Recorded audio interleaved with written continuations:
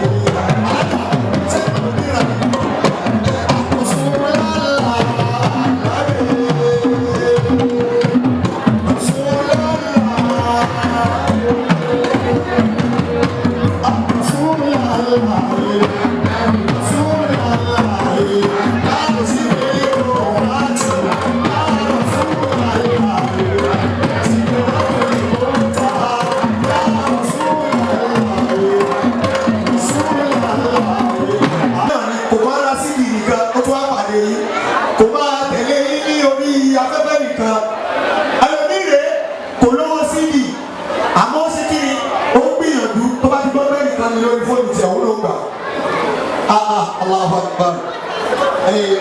Allah watu kari àwọn kí àná wọn èrè àsàlátù wọ́n sì kí alára àfáwa alhaji wa Abdul Latif ọba tó ṣe nírọ̀rùn báyìí tó jẹ́ pé ẹ̀yin tá a fẹ́ rí láàrin ilé ní alájà wa Aishat Lawal àwọn náà ti bẹ láàyè yìí alájà wa Fauziya Kẹ́síró àwọn tí wọ́n ti máa ń host gẹ́gẹ́ nu alájà ọdọọdún là ń gbórógbó ọdọọdún là ń ra wùsà tó bá tún dọdún tó ń bọ̀ lẹ́yìn náà láti rí.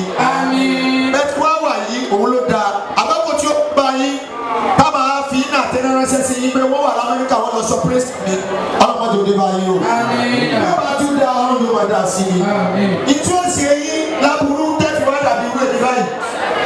àwọn bá àwọn ọlọ́run fún yàrá fi àpòlù bọ́ọ̀lù ti ṣe yìí. bàbá wọn lè tí níbi ìtẹ̀mí báyìí àgbákò ló dé òde bá yín o. alákàtà wa Mahama. ìwọ́n náà fẹ́ alágbàkó ọmọ ayé rẹ̀ Yorùbá níbi lẹ́bẹ̀ẹ́ta.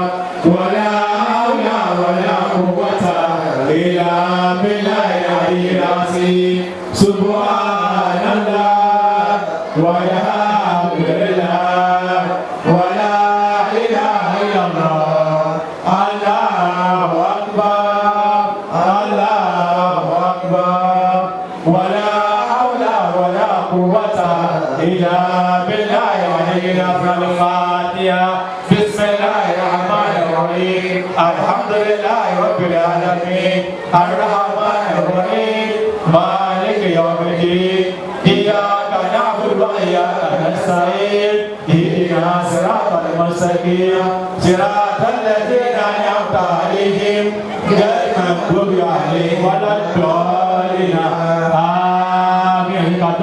آمين. Now, àdúgbò fún Ọlọ́run àfáà mi ẹ bá mi bu àdúrà wá. حياكم الله لا إله إلا الله لا إله إلا الله لا إله إلا الله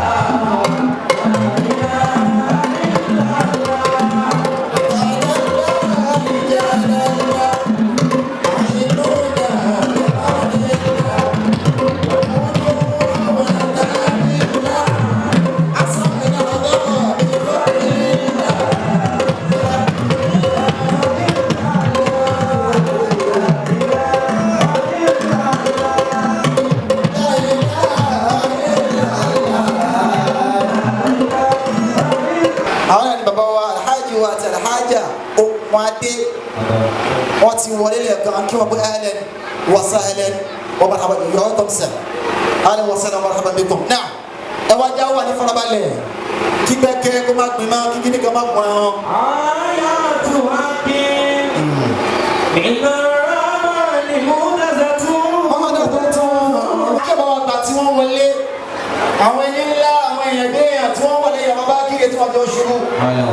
ọmọ wọn làájú wa tí mo fi tí ọ̀tọ̀ dárúkọ wọn. The Honorable House Assembly. Alhaji tí mo fi tọ̀ lọ́kọ̀ Alhaji Prince Honorable Lorraine Ayinde Akinsanya. Ọmọdé Osman, you are welcome sir. Now, àdìgbò Kùránì kan. Ọba kí wọ́n ló kú Kùránì kejì. Èyí tí ó máa wáyé látàrí náà Al-Ustaz Abdulhamid. Abdulhamid.